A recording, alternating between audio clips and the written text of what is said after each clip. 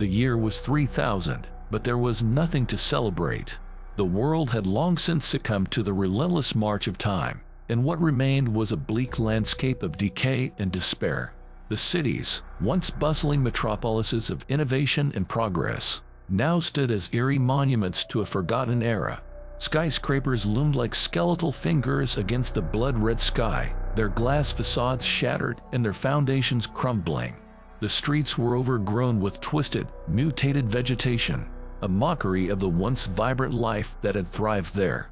In this desolate world, a lone figure named Marcus wandered, his footsteps echoing through the empty canyons of steel and concrete.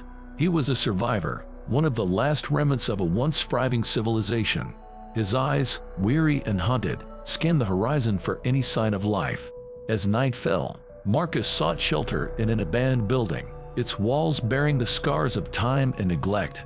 The air was thick with an oppressive silence, broken only by the distant howl of a long-forgotten wind.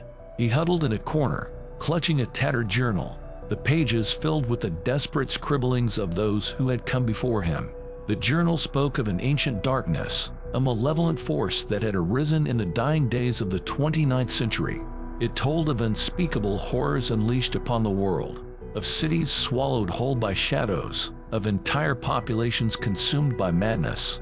Marcus shuddered, for he knew that this darkness still lurked, a maleficent presence waiting to reclaim its dominion. As the days passed, Marcus pressed on, driven by a flicker of hope that had managed to survive within him. He scoured the wasteland for any trace of civilization, but found only the remnants of lives once lived.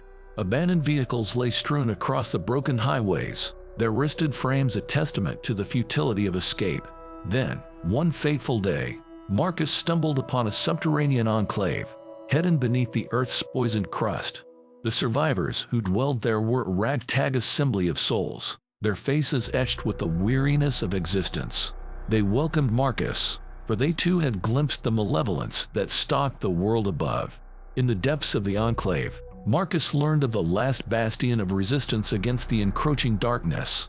A group known as the Eclipsed Dawn sought to harness the remnants of forgotten technologies, hoping to unveil a weapon that could vanquish the malevolent force once and for all.